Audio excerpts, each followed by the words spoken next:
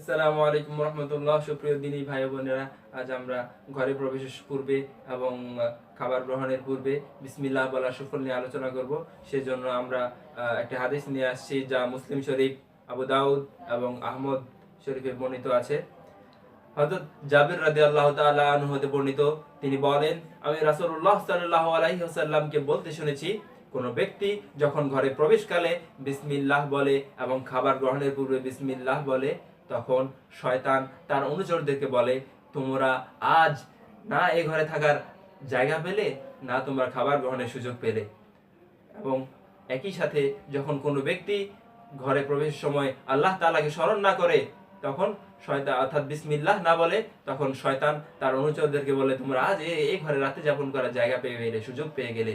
এবং সেই ব্যক্তি যখন খাবার গ্রহণের সময় বিসমিল্লাহ না বলে, তখন শয়তান তার অনুচরদেরকে বলে, তোমরা আজ রাতে এই ঘরে রাত্রি যাপন করার সুযোগ পেয়ে গেলে এবং একই সাথে খাবার গ্রহণ করার সুযোগ পেয়ে গেলে। সুপ্রিয় দর্শক, রাসূলুল্লাহ সাল্লাল্লাহু আলাইহি ওয়াসাল্লাম বলেছেন, যদি আমরা ঘরে প্রবেশের সময় বিসমিল্লাহ না বলি, তাহলে আমাদের সাথে শয়তান প্রবেশ করবে, অবশ্যই প্রবেশ করবে। যত আমরা বাধা দিই অবশ্যই তবুও ঢুকবে, দরজা বন্ধ করলে তবুও ঢুকবে। কারণ রাসূলুল্লাহ সাল্লাল্লাহু আলাইহি ওয়াসাল্লাম বলেছেন, বিসমিল্লাহ না বললে ঘরে শয়তান প্রবেশ করে। আপনি যদি খাবার গ্রহণের সময় বিসমিল্লাহ না বলেন, তাহলে শয়তান আপনার সাথে খাবার সঙ্গী হবেই হবে, অবশ্যই হবে, অবধারিত হবে। এর কোনো এক চুল পরিবর্তন হবে না। কারণ রাসূল বলেছেন, বিসমিল্লাহ না বলে খাবার সঙ্গী হয় শয়তান। আপনার খাবারের বরকত কমে যাবে, অবশ্যই কমবে। সুপ্রিয় দর্শক, আল্লাহ সুবহানাহু ওয়া তাআলা আমাদের এই হাদিসের উপর আমল করার এবং মানুষের কাছে প্রচার করার তৌফিক দান করুন। আমিন।